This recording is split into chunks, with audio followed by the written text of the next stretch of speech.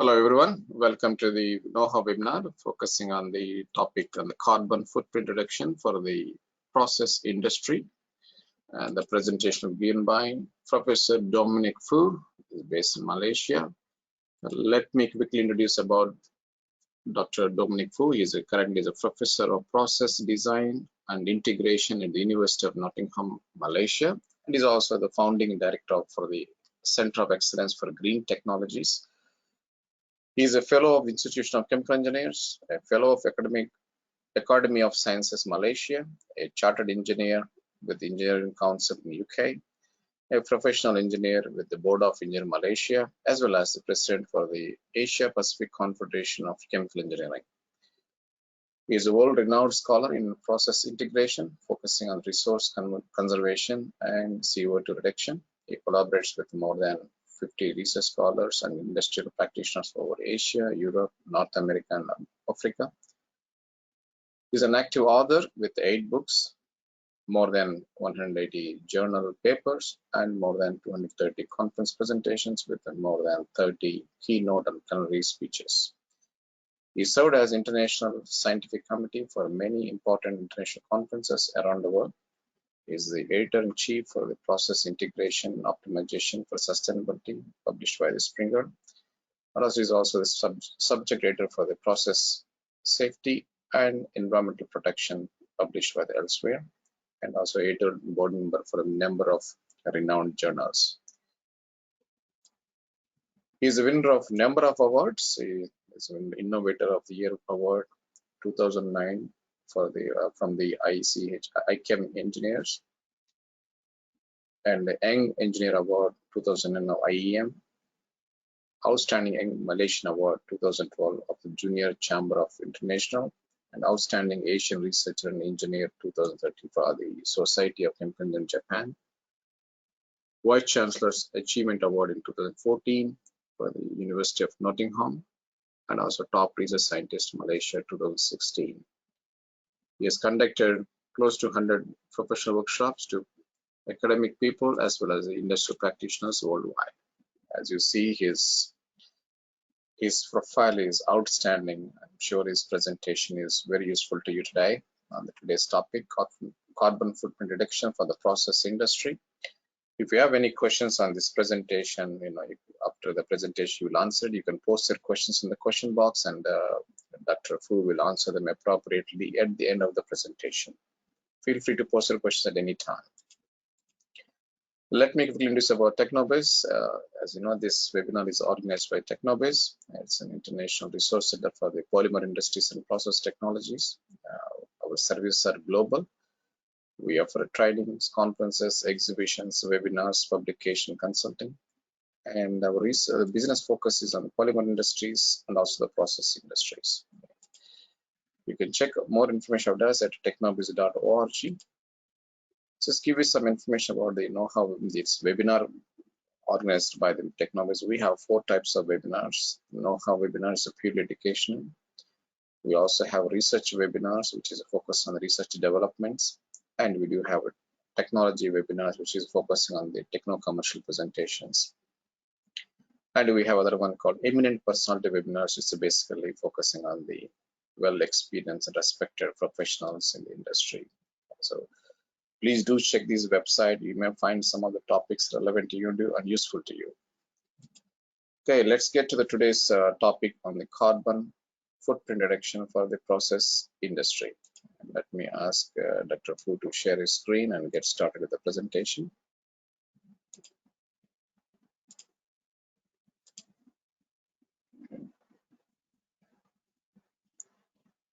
Hello, ladies and gentlemen.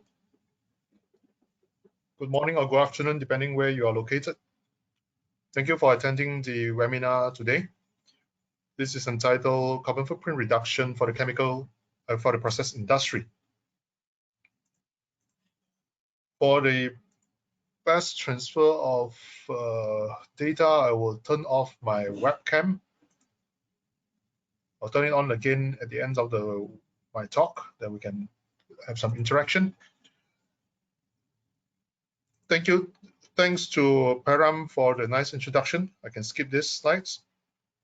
The webinar today I'll first talk about climate change, then we'll move into some brief introduction about production carbon footprint, and I'll introduce the graphical method how to visualize carbon footprint and the strategy how to reduce the carbon footprint, especially for the process industry.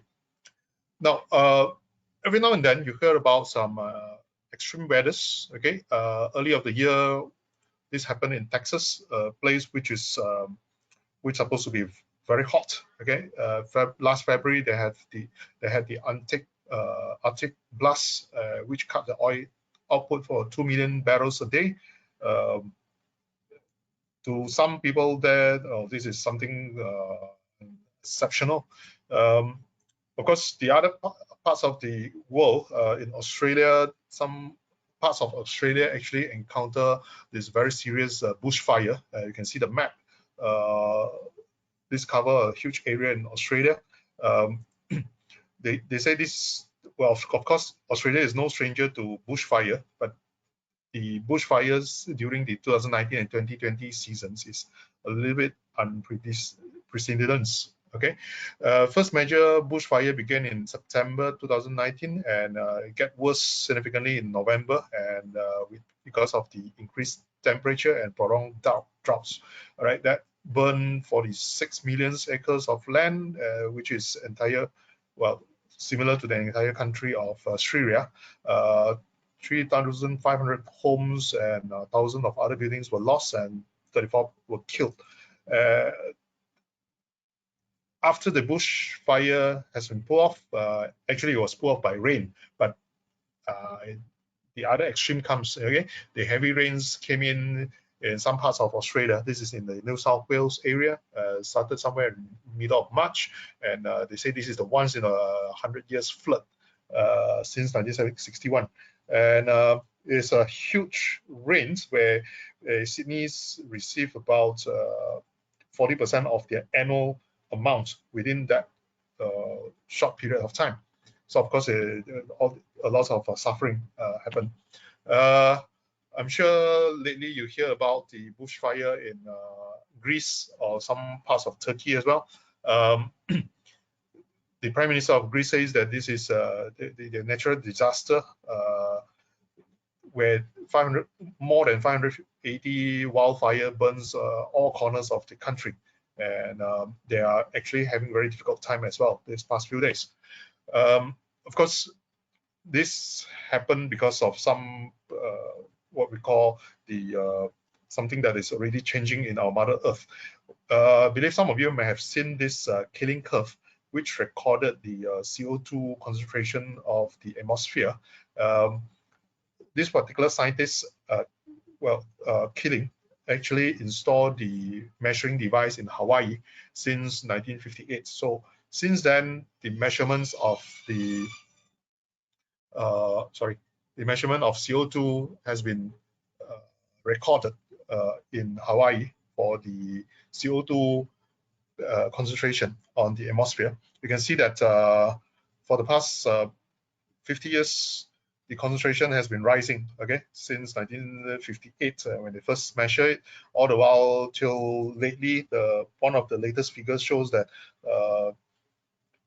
just a few days ago, the CO2 concentration is up to 414.6 ppm. And for sure, this is not the highest, because there will be always higher and higher. Okay, you can say that Mother Earth is having some high fever. Okay, if you like it, that's the disaster that we are now experiencing. Most scientists associate this with climate change. So more CO2 means it's going to be heated for the Mother Earth and higher temperature. Some people argue that, well, last year we had the global lockdown. Okay, of course, because of that, we get to see Himalaya. Okay, this is a picture of Himalaya.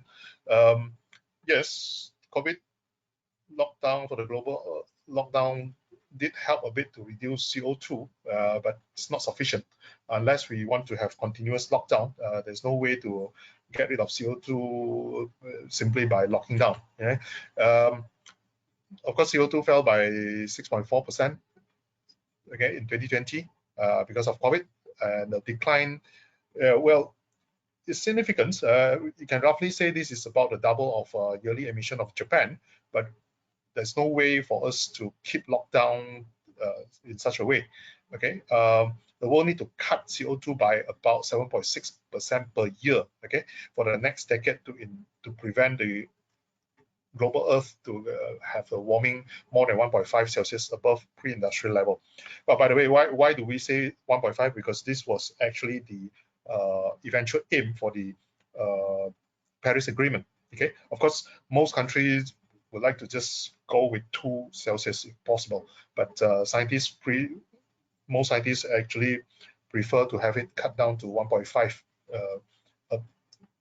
if possible. Right. And one thing for sure, after the lockdown, actually emission bounced back. You can see from the curve. Okay, 1, 2, 3, and 4. These 4 points actually are showing us that the CO2 is going down, but eventually everything comes back to normal. Okay. Once everybody start to sort of relax the lockdown procedure. We actually need to do more. Okay, we can't keep on locking down. Of course, when we get back to normal life, we actually have to do a lot more in order to reduce CO2. Okay, because this is the main culprit that leads to climate change. At least what most of the scientists believe. Okay, why are we talking that? Because in the chemical industry, we are actually the one of the major release of CO2. Apart from the power industry, chemical industry also consume a huge amount of fossil fuels and release a huge amount of CO2. Okay, you can see that it's about near to 30% of industrial energy, where most of it comes from fossil resources. Okay, of course, when we talk about fossil fuels, that is the direct emission of CO2. What we need to do is to look at how can we do some parts to cut down some CO2 so that we will not be releasing so much of carbon dioxide to the atmosphere. And in the product life cycle, we always say that the moment the consumer receives the product, they are already receiving the carbon CO2 footprint that goes together in the product to them. And where this carbon footprint comes from? Throughout the manufacturing process. Okay, obviously it comes from the raw material. Okay, if it is a raw material that contains high carbon footprint, there's no way that we can ignore it.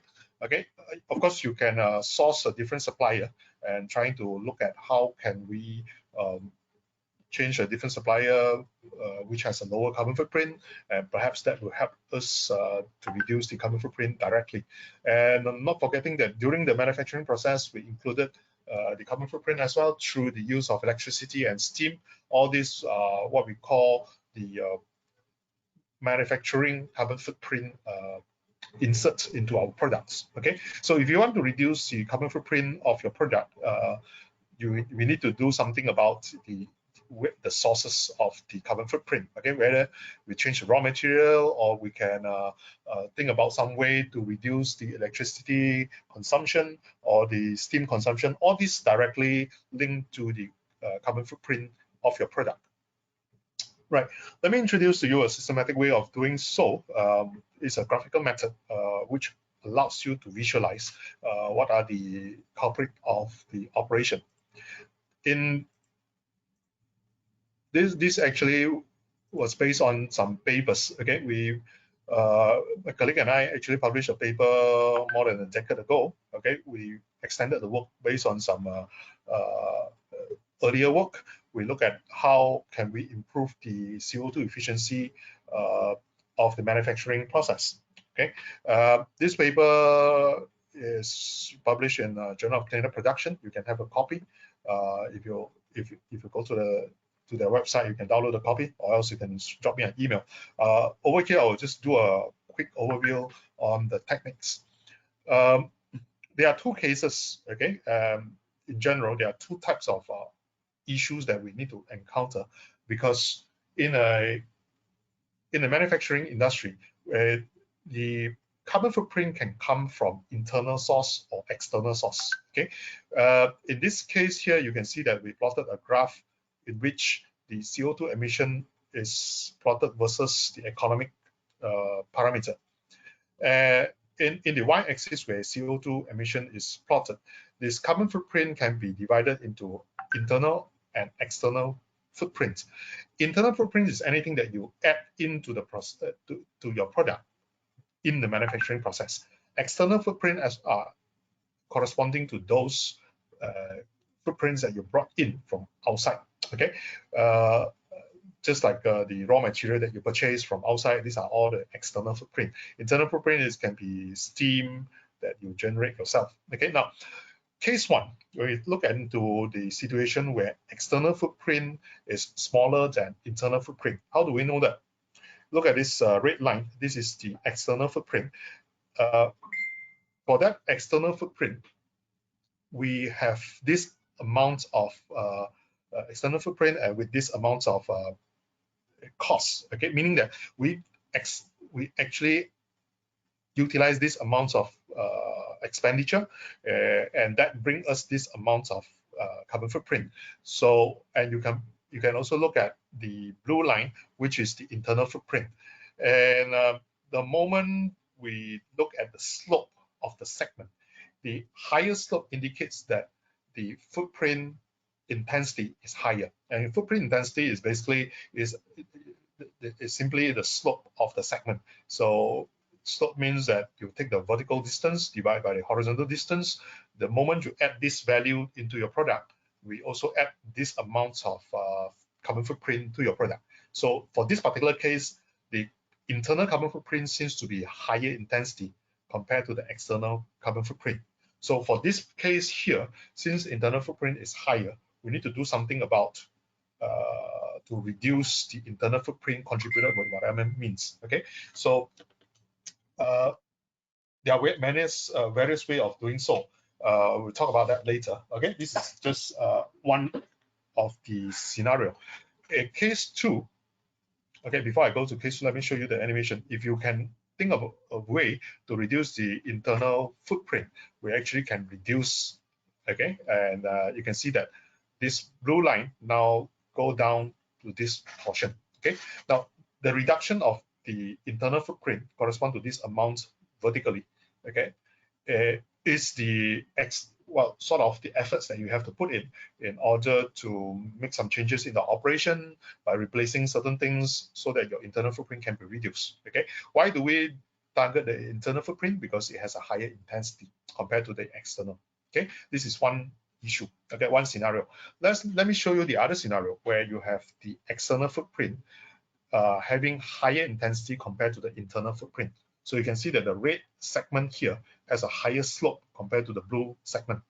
In other words, by the expenditure of this much, okay, my whatever external material or energy that I purchase, okay, will bring me this amount of carbon footprint, okay, and its intensity, its slopes is actually higher compared to the internal. Okay, I also add up some carbon footprint from my plant, okay, or my factory, but the intensity is not as high compared to external footprint. Now, external footprint can be tricky. Sometimes, in some cases, when you have no alternative raw material supplier, or maybe the sole supplier or the supplier that you are dealing with now is offering a very good price for your feedstock, it's actually difficult to change. Okay, so but if you can do something to replace that, or you can do something to cut down the internal footprint, maybe there is a hope. Okay, let me show you the strategy. If you can work on something to replace the external footprint, okay, with some internal footprint and bring the whole thing down, you actually can get the better performance for your process. Okay, and this is how we can bring down the total footprint to the desired value. Now, this reduction here, it is a matter of how we deal with the improvement. In some cases, we can set a target. In other cases, we will have to look at the scenario that we have and do the analysis to identify how much can I cut down. Okay, some cases, some companies or some managers will say, okay, let's try with 10% or let's try with 20% when we have no benchmark value. Then we can begin with something. Okay, but once the calculation is done, then only we realize how much reduction can we achieve from there. Okay, these are the two scenarios I can show you. This is the external footprint being higher than the internal footprint intensity. Okay, let me bring you to a simple example. This is a process that we developed long time ago. It is actually a real operation where a plant, well, I would say a small medium industry is trying to make use of some simple vessels to produce herbs product. And these herbal products actually quite famous. For those who have been to Malaysia, you'll probably have heard of something called tongkat ali. It's actually natural herbs which quite a lot of Malaysian will purchase. Okay, and in this operation, the tongkat ali feedstock is fed to extractor where we put in deionized water for the high pressure cooking. Okay, we basically is immersed. The tongkat ali is a roots. Okay, it's a plant roots. Okay, we immerse it into water and in a pressure of about 2 to 3 bar. This is pressurized, and for the extraction process will take place about 2 hours. After that, we send it to the filter and take out the slurry, and the liquid portion will be sent to a holding tank where it will be sent for spray drying operation. Now this spray drying take a long time. For a liquid of about, let's say, 240 liters, this take about 24 hours for spray drying. It's a slow process. Okay, but the product coming out here, the dehydrated water extract of tongkat ali powder, is actually a high grade herbal product. Okay, and this is how the feedstock looks like. Okay, it's quite a huge roots. Okay, the common name is called tongkat ali. Scientific name is Eurycoma longifornia Jack. Okay, traditionally people use it for general tonic, anti-malaria. Well, you can see that they actually is a replacement for Viagra. Okay, but it's a natural product. Okay, this is how the operation looks like. The picture form. Okay, this is the vessel that they use to produce the product, and they actually have to chop down the roots into small pieces before they put it into the extractor and cook it in 2 hours, and that's the liquid portion that we'll send for spray drying. Okay, there are two types of drying. The common one is spray drying. We can also do a freeze drying. Okay, the only thing is freeze drying is even longer, and the quality of course is much higher, and the production cost is even higher. Okay, spray dried product is more commonly found in the market. It's slightly cheaper. Okay, and for those visitors to Malaysia, this is something that many people like to buy. Okay, and I'm showing you the production plant. These are the extraction units, and this is the spray drying units. Simple process. Okay, when we model that in a commercial process simulation software, we actually need to do some kind of analysis to help them to scale up the operation. And you can see that there are two extractor and two two centrifuge over there, and then the liquid extracted will pass through a evaporator before they are being spray dried. Okay, in the downstream operation, the spray dried powder will be sent for packaging, and eventually they will put it into capsule form and then send it into boxing, and the final product is coming out in the boxes. Okay, it's a very high value added material. Okay, the tongkat ali roots is relatively cheap, but the product is so very high price. Okay, let me show you. In this case, we first analyze the material consumption and its cost. These are the materials, and you can actually do the calculations and identify that every month it is near to 14.5 thousands of US dollar is to be spent for the raw material. These are all the raw materials needed for the process, and that costs 14.5 thousand US dollar per month. Okay, and then we also calculated the electricity cost and the steam costs. Okay, the consumption of electricity are given there, consumptions are given there for steam, and the total energy cost is about $364 per month. So you can see that the raw material cost is relatively high, much higher, okay, compared to energy costs. Okay, and we also next calculated the carbon footprint for the Tongkat Ali powder.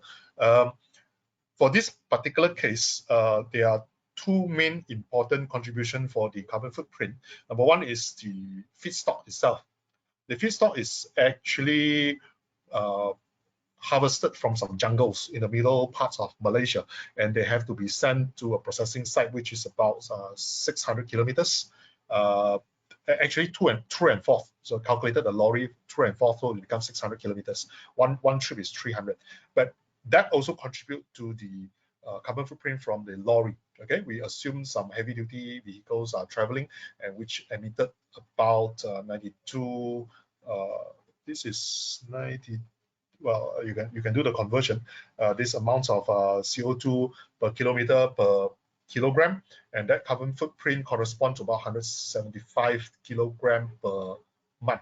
Okay, another source of carbon footprint comes from the inorganic material. These are all the boxes, okay, and all the packaging material that we need to sort of do the packaging for the Tongkat Ali medicine, and that actually contribute quite significantly in terms of CO2. Okay, so the total carbon footprint every month, we talk about 9 metric ton, okay, of CO2. Okay, you can add up the values easily. Okay, now those for material. Okay, not forgetting that we have also energy, because for this particular process to take place, we need to have steam. That steam are utilized for spray dryer. Okay, and we assume that the steam CO2 intensity is about 0.17 kilogram CO2 per kilogram of steam. Okay, and the consumption is this much of steam. Okay, near to 7,000 per month of steam is utilized. Then you can do the calculations to identify that 1.2 metric ton of CO2 is utilized. Electricity is another big portions of CO2, and Malaysia power consumption is mainly contributed by what you can see, the natural gas, and then the other portion is coal power. So that corresponds to this amount of CO2 footprint, and in total 3.5 metric ton CO2 per month. Okay, so the total of carbon footprint per month is 4.7.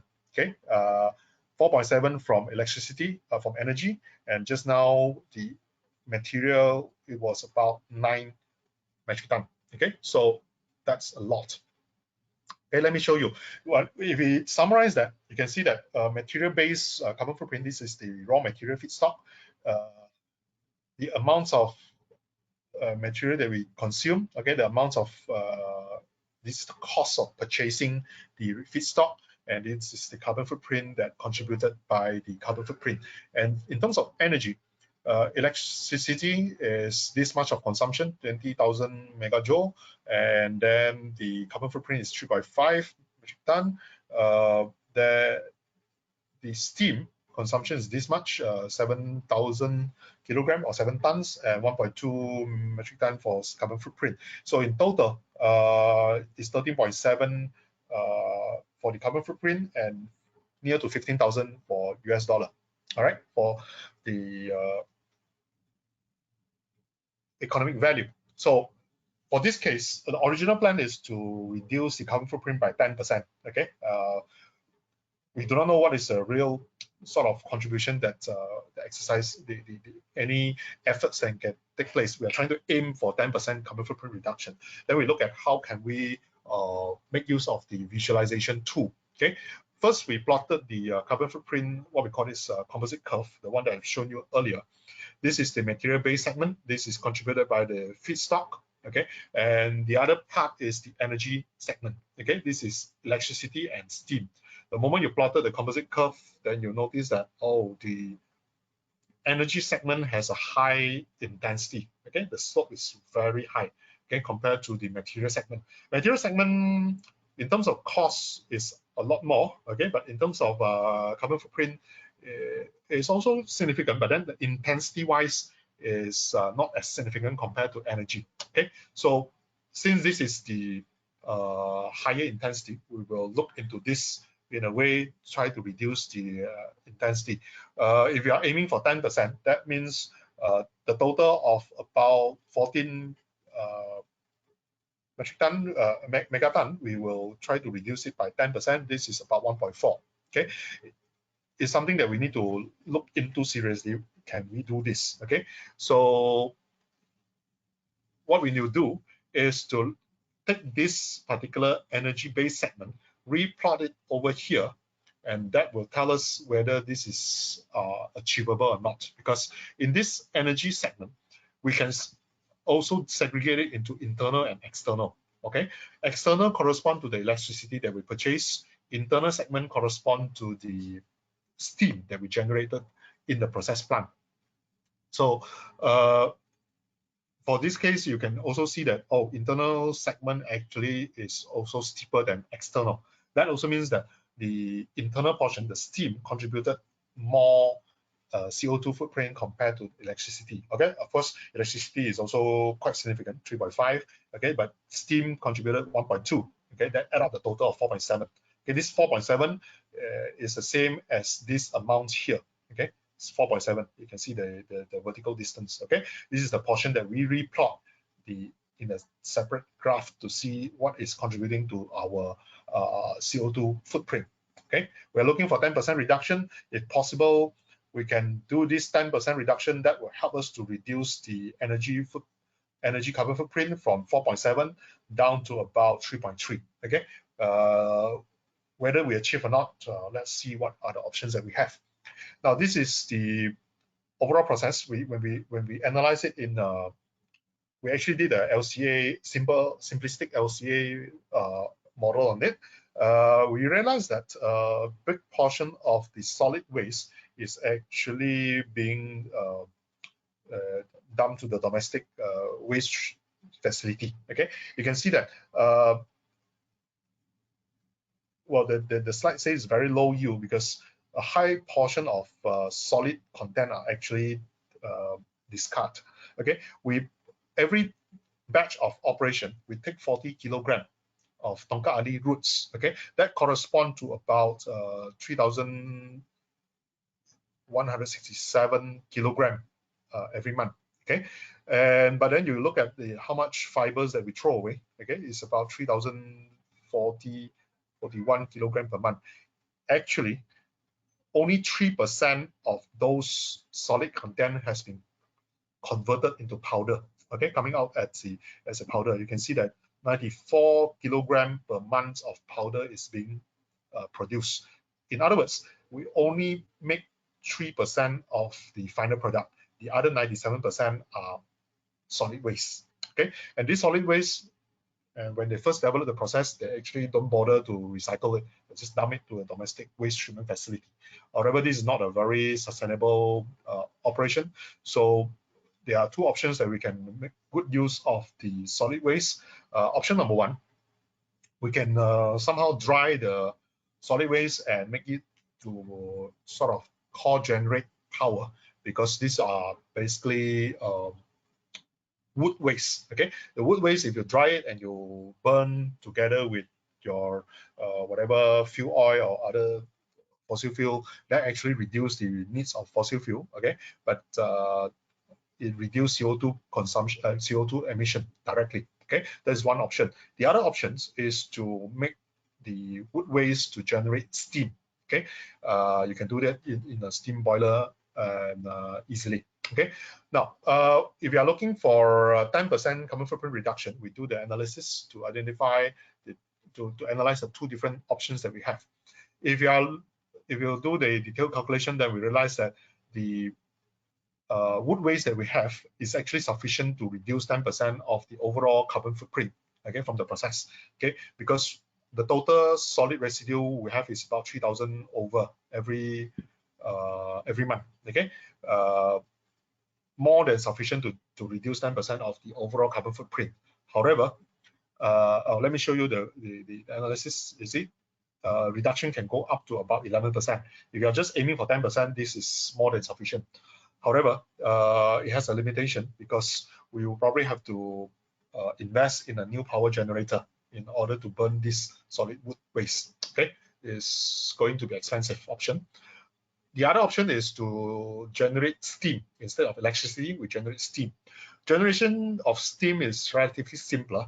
Of course, the wood waste is actually quite wet. Okay, what we need to do is to run through some dryer. Okay, we put it to some dryer, or for Malaysia, because plenty of sunshine, put it under the sun, and then probably put it in a tray dryer, dry it before we put it in a boiler to carbon with some woods or fossil fuel is fine. Okay, the moment you burn it, we can still generate some steam. Okay, that help us to reduce the fossil fuel usage. Okay, if you do the calculation, assuming the efficiency of the biomass boiler 70%, based on the amounts of solid waste we have 3,000 kilogram of solid waste. That actually contributes to about near to 8,000 steam production.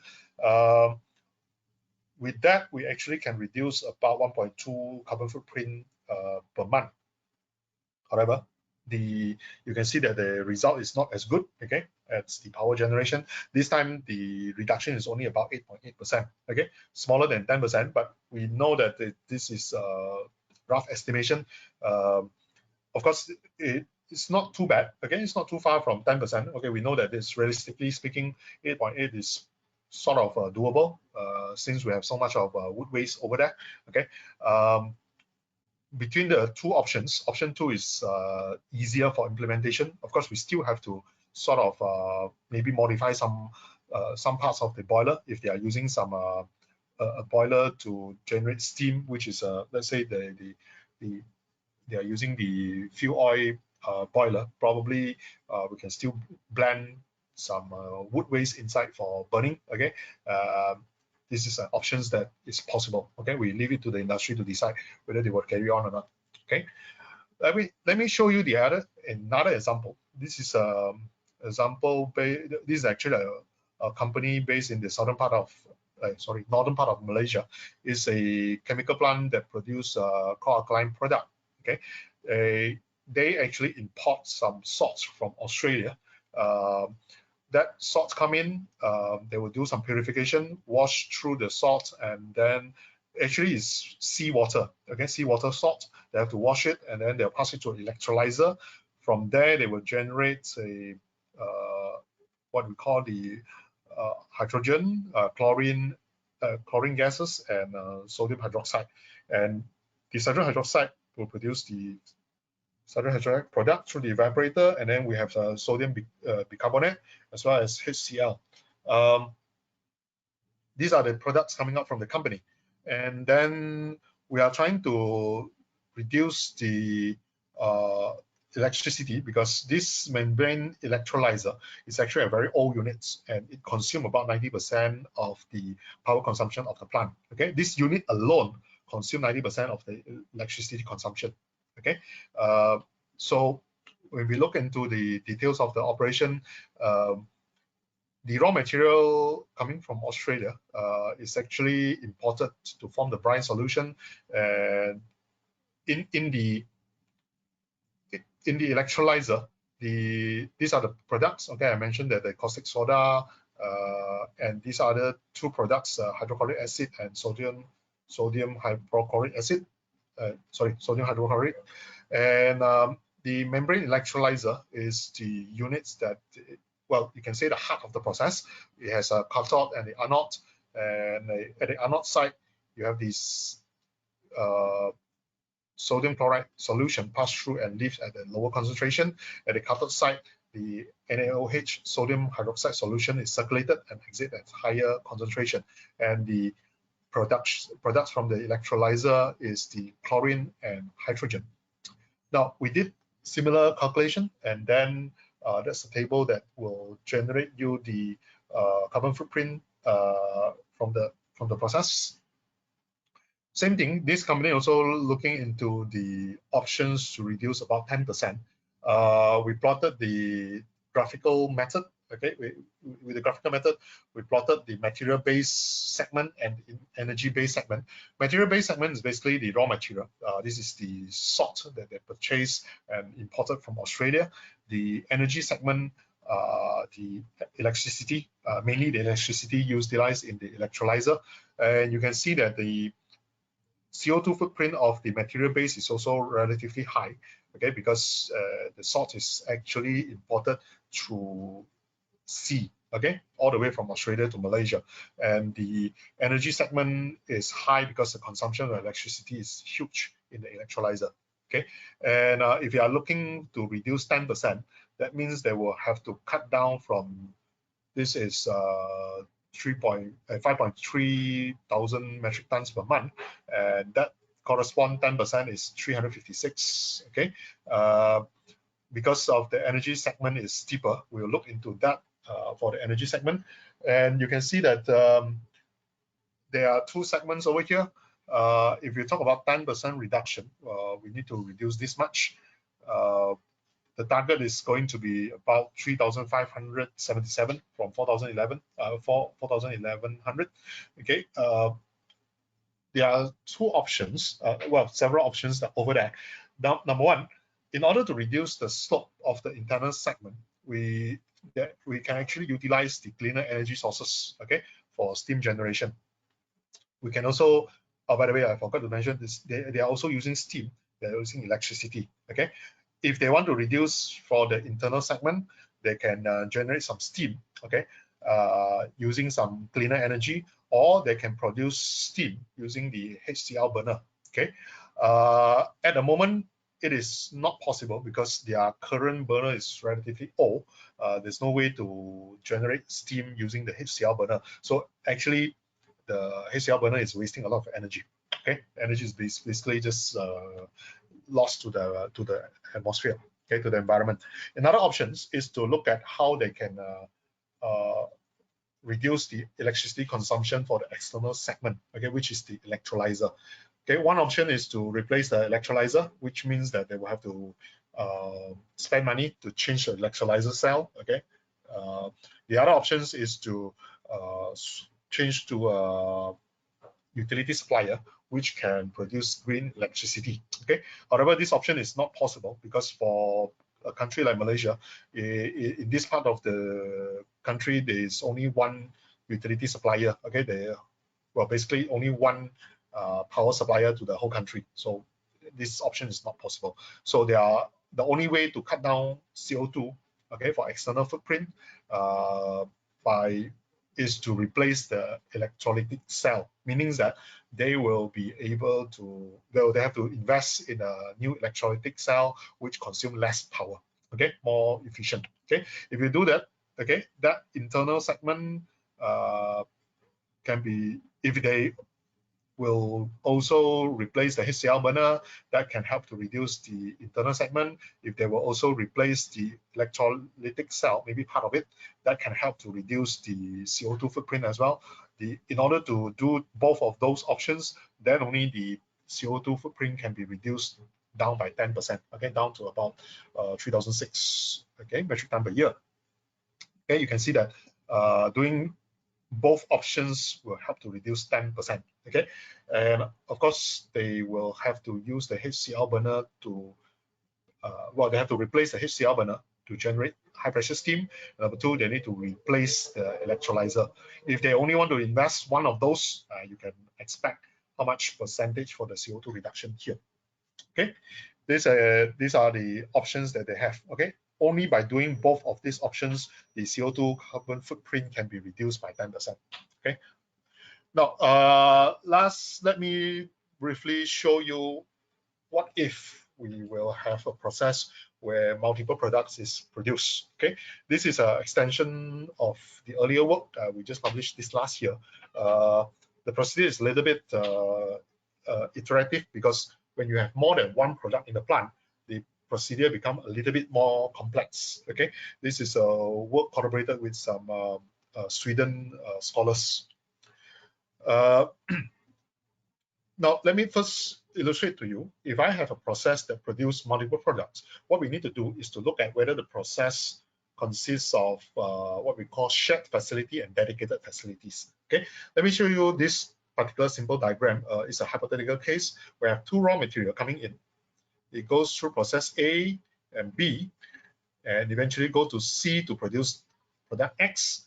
And part of this process will go, product will go to process D in order to produce product Y.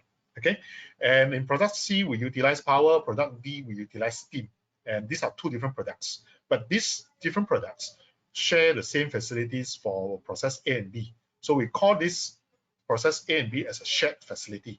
C and D are dedicated to the individual products. Okay, you see, product X only pass through process C, while product Y only pass through process D. In other words, we do not need process D to produce X. We do not need process C to produce Y. So these are dedicated facilities. Okay, if you want to cut down the CO2 footprint, we need to look at this carefully, because sometimes when your shared facilities has higher carbon footprint, okay, the higher carbon footprint intensity, we will have to think of a way to reduce the carbon footprint for those operations. Okay, let me show you in the picture. Now, what I will do is same thing. Okay, we'll plot CO2 emission versus economics.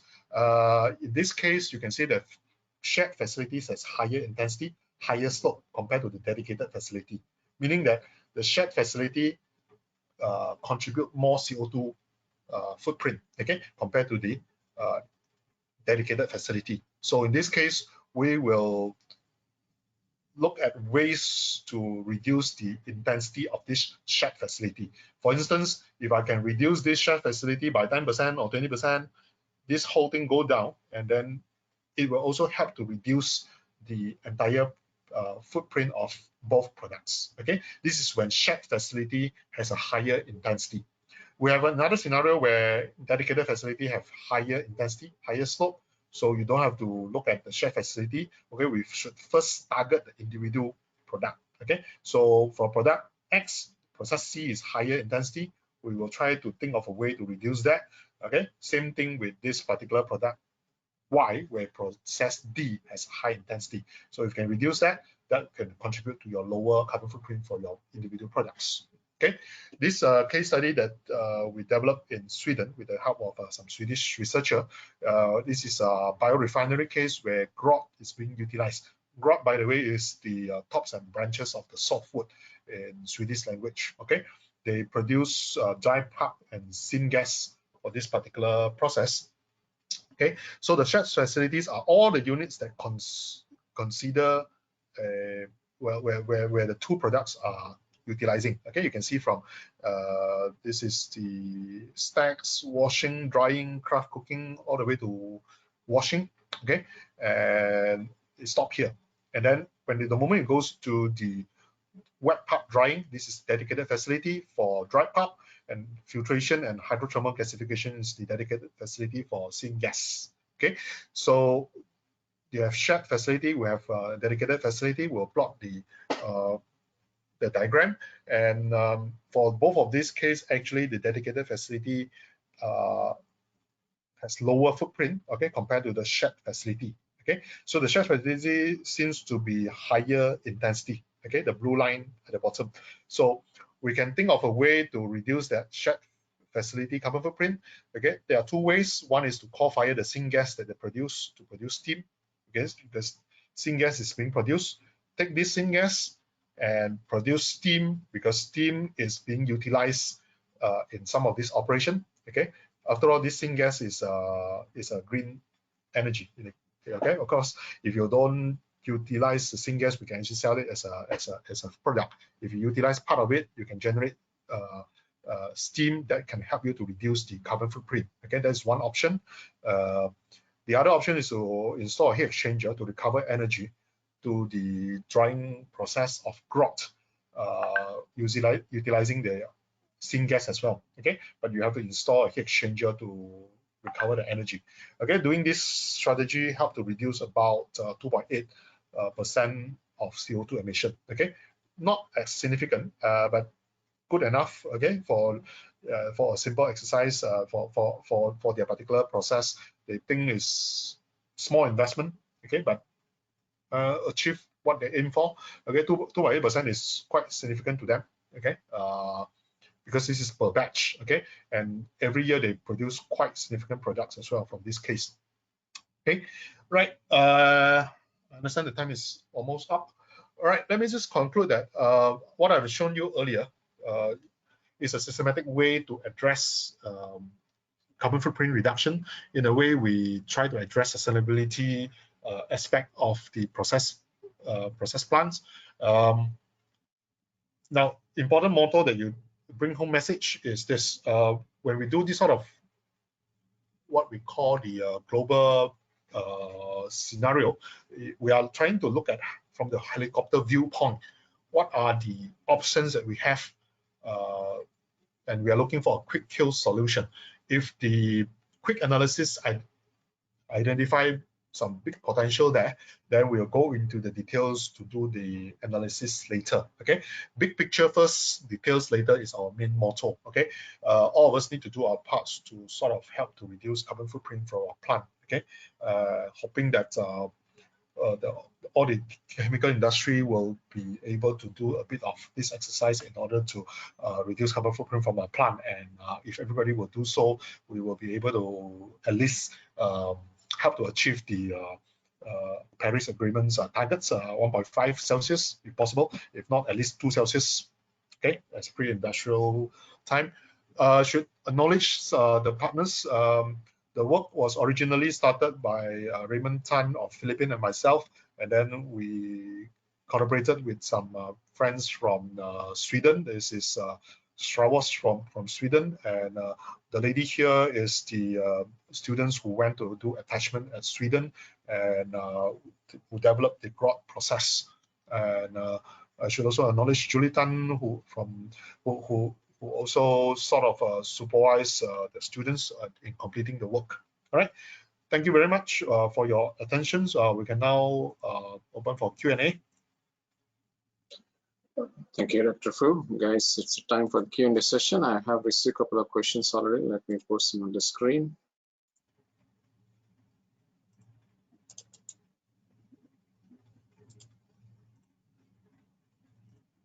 I can answer one by one. I'll post them one by one for you, Dr. Fu. Sure. So this is carbon credit trading. What is the current status on the issue?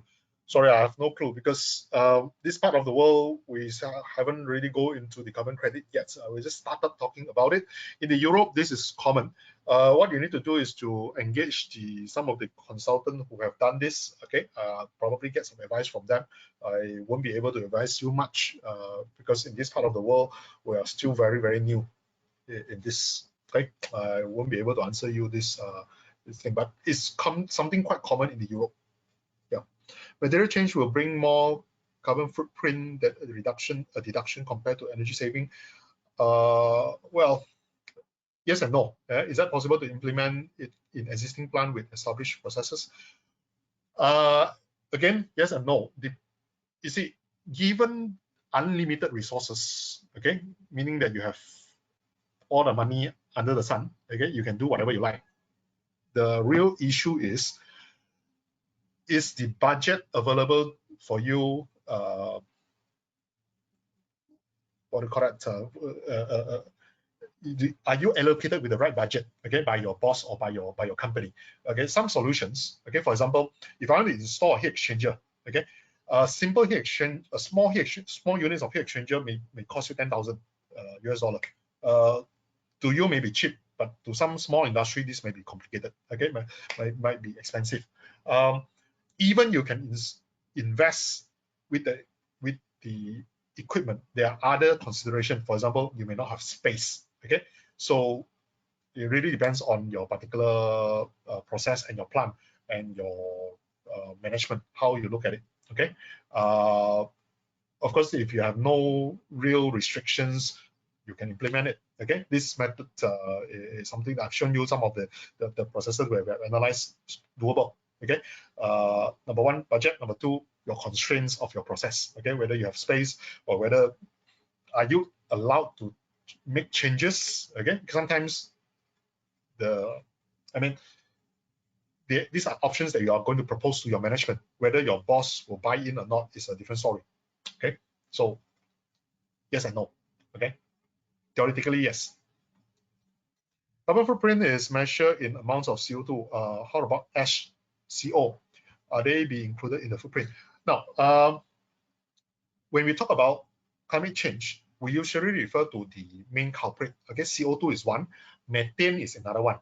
We seldom look into CO because number one, CO is very reactive, it's very dangerous. Most of the time, we will treat CO and we'll convert CO into CO2 before it's being released. Okay, so we usually do not bother too much about CO. Okay, carbon monoxide is not the main concern in climate change, even though it does some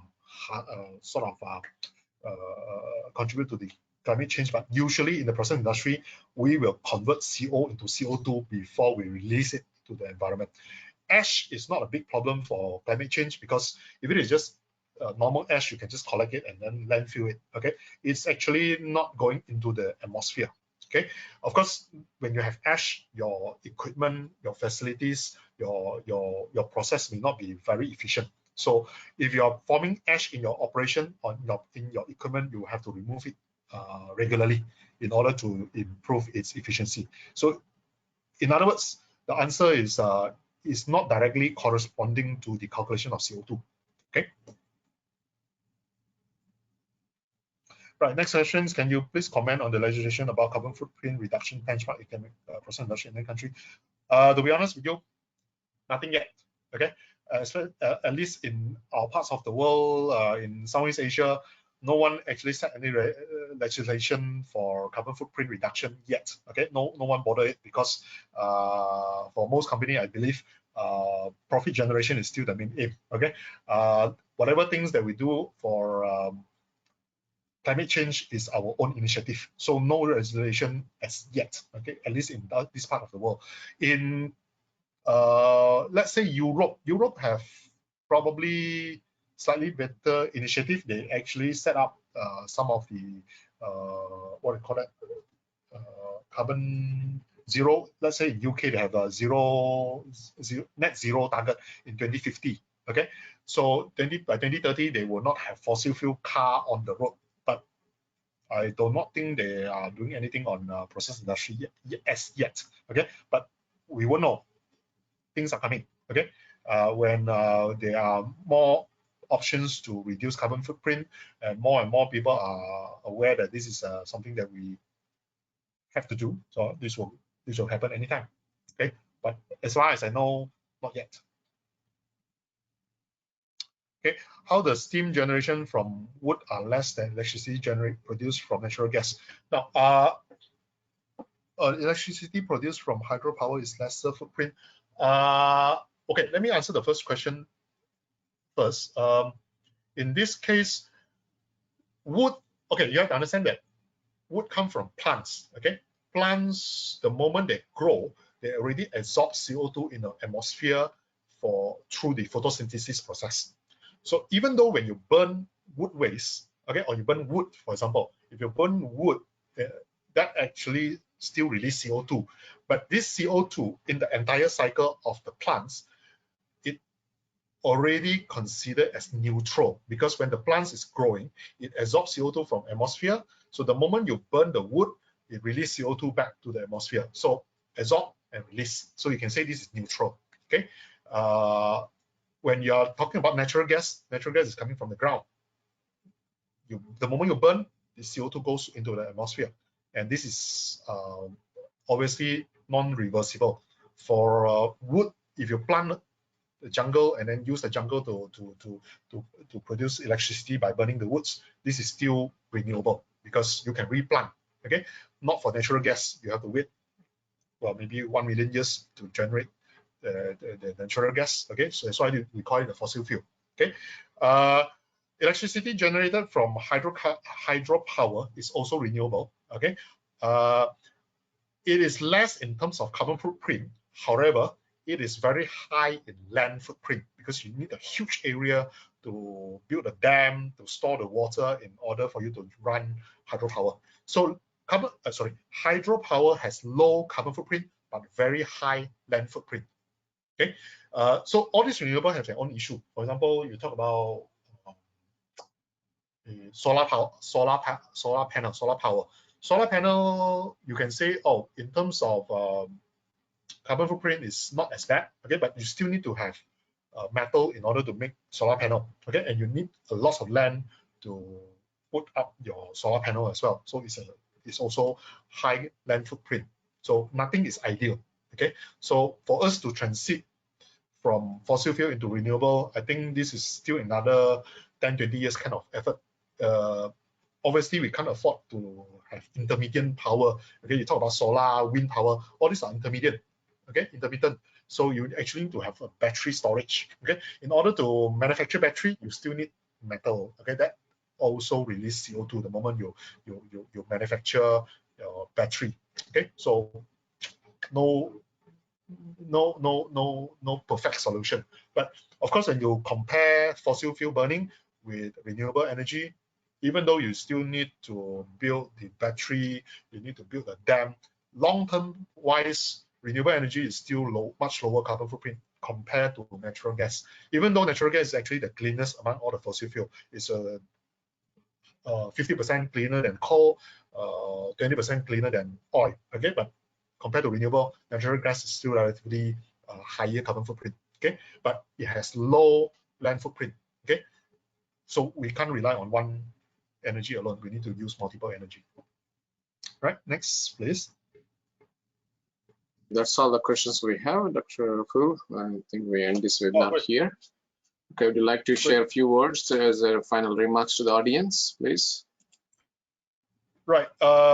If you are coming from the process industry, please start to do something to save the Mother Earth, because we can't just expect others to do it, and maybe we can start something, and then from there we move on to encourage our neighbor plants, our sister plants to also starting to contribute to CO2 footprint reduction. Hoping that if all the chemical industry in the whole world will be doing something to combat climate change, I think at least for next 5 to 10 years, well, even if we can't hit 1.5 Celsius, we at least can hit the 2 Celsius target, right? I think, or else we probably have to start planning to migrate to Moon or Mars, right?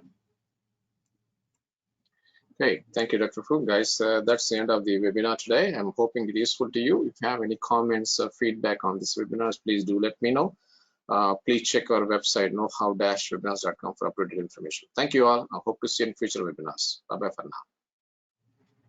Thank you. Thanks, Madam.